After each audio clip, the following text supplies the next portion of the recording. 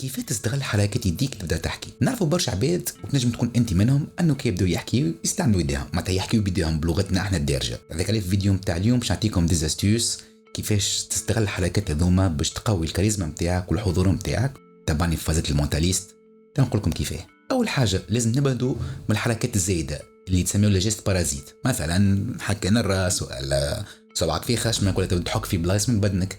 ثاني حاجه يلفو ايفيتي لي بوستور فريمي، مثلا الوضعيات المغلقه، كيما واحد تبدا تحكي مع شكون مربع يديك، هذه تعطي اون ايماج كوم سي ثما اوبستاكل، حاجز بينك انت وياه. زي فما حاجه اخرى مستحسن تبدا تحكي مع شكون ما تحطش يديك في مكتوبك. بار كونتر راس حاجه انك كي تحكي بوضعيه منفتحه، ان بوستير اوفيرت، يديك في النيفو هذا تحت صدرك، الكف نتاع يدك يبدا الفوق باش تعطي اون ايماج اوفيرت، معناتها كوم سي انت انسان منفتح وتسمع وتقبل لا كومونيكاسيون. اما اهم حاجه ما لازمكش تقرب برشا الانسان اللي قدامك، ما تقدرش تقرب له هكا، الجست نتاعك ما يبداش يقرب ليه هو.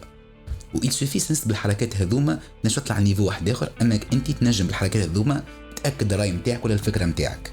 اما لهنا ما يلزمكش زاد تكثر منها، مش تبدا تحكي هكا وتكثر على الاخر، خاطر لهنا تولي حاجه رزينه. زيدكم بونيوس العباد اللي عندهم اون بريزونطاسيون ولا باش يقدم بروجي، تنجم تستعمل ستيلو تحطه في يدك وتنجم تخدم بيه الجست نتاعك، وهذا يتخيل لكم سي كالعصا اللي يخدم بها شيف دوركستر وراه يتعاون على الاخر. وكل حاجه كان عجبتكم الفيديو ما تنساوش تعملوا جيم فولو. كان معكم فايز المونتاليست، ملتقانا ان شاء الله فيديو واحد اخرى. علي باي باي، تشاو تشاو.